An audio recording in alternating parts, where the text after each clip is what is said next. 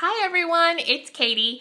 I am here making my first post-op video. I know it's been a little while since I made a video, but I've been recovering these last couple of days. I had surgery on Tuesday, November 6th, so I guess I'm technically 5 days post-op now.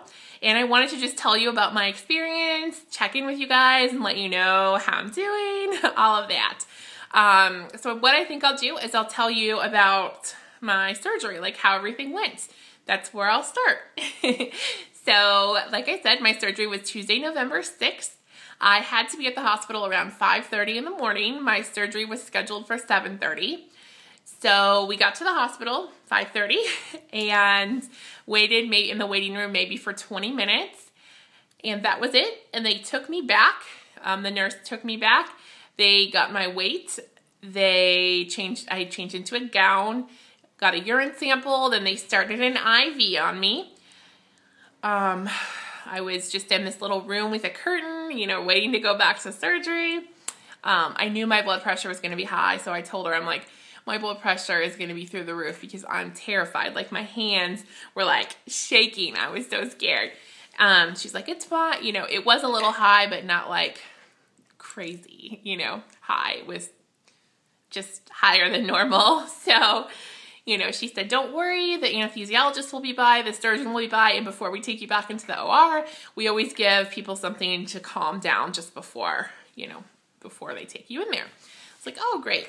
So the surgeon came by and he's like, how are you doing? And I told him I was terrified out of my mind. I was afraid I was going to wake up in the middle of surgery in like excruciating pain. And he's like, I promise you that will not happen. You will not wake up during surgery. So he said he'll be back. He wanted the anesthesiologist to come by, talk to me, and then they'll wheel me back shortly. So the anesthesiologist came by. He was a funny guy. He cracked a joke. He told me I was fine, that he would take good care of me. And he was trustworthy. I mean, I believed him, so I was a little bit more at ease after talking with them. Then they gave me the not the pain medicine. They gave me the calming medicine, and that worked very well. So and then the next thing, then they were taking me back to the OR after they gave me that, but I don't even remember getting wheeled into the OR. Like, that's the last thing I remember. Even though I wasn't knocked out then, I remember them saying, okay, and I remember transferring over to the bed in the OR, but I don't remember anything about the OR. I don't remember anything about getting wheeled to the OR, even though I was awake then. I don't remember anything. I couldn't tell you how many people were in there. I couldn't tell you anything about it because I was out.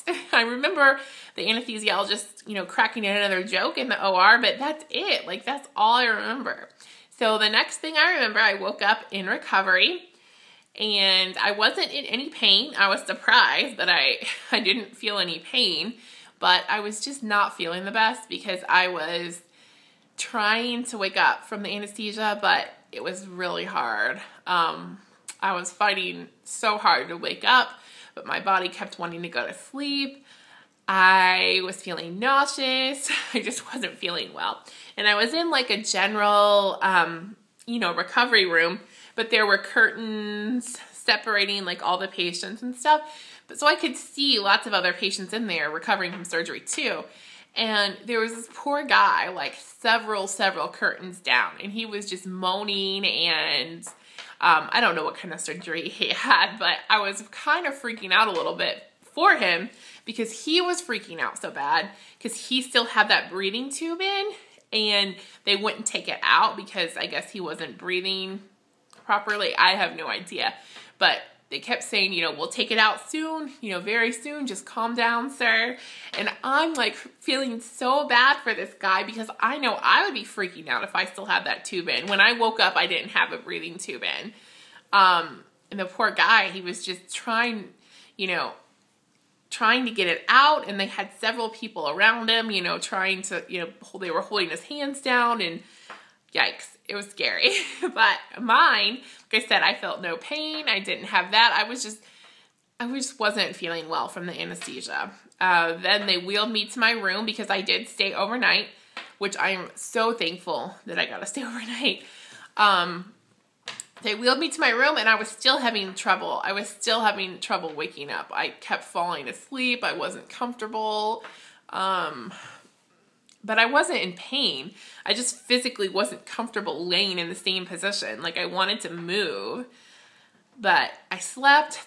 And then they woke me up a couple hours later and they took me for a chest x-ray to make sure the band was in place. There was no leakage. And, which there wasn't, so that's good. And after that, that means I could have my first drink.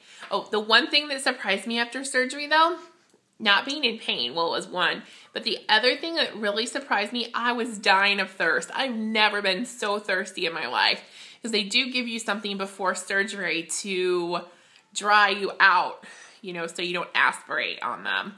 But I was dying for something to drink, but I couldn't have anything until, you know, after. So they were swabbing my mouth with ice and everything because I couldn't actually drink anything yet until after the x-ray. When the x-ray came back fine, then I was able to drink out of these little 1 ounce cups of water. See how tiny? I mean, I do have a big head, but I mean, these are tiny 1 ounce cups. So, you know, that was good. I liked being able to stay overnight because they were able to tell me what was normal, you know, how big of sips I could take, because I was concerned, like, do I take normal sips? Do I have to take baby sips? Like, what do I do? And, you know, they told me normal, just take normal drinks. So I did, and it was fine. I didn't have any issues swallowing. I wasn't hungry at all, but they told me before I left the hospital the next day, I would have to be able to tolerate meals. And meals are like apple juice, you know, liquid meals. I just wasn't hungry, and I'm still not hungry, but I still had to do it. So that's pretty much my experience in the hospital. It was great. Everybody was wonderful. They kept saying over and over again, the nurses, like, oh my goodness, you're such a good patient. You're so happy and bubbly and pleasant.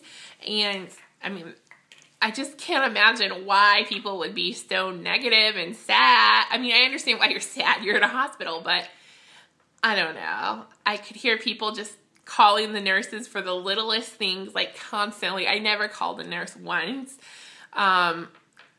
You know, of course there were things I needed, but sometimes, but I was able to do it myself, or when they came around, nothing was urgent. So I wasn't going to be like, oh, you know, my water is a little warm. I need more ice. Come in here now. Like, no, I didn't do any of that. I just, you know, nothing like that.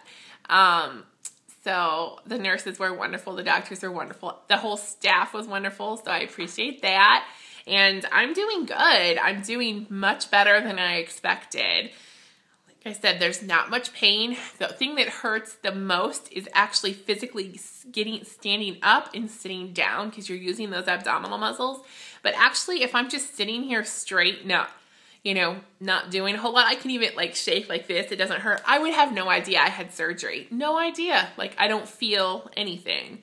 I don't feel any pain. It's just when you go up and use those abdominal muscles, that hurts. But I'm feeling pretty good for right now. Still on restriction, like as far as not supposed to drive yet until I get cleared for that.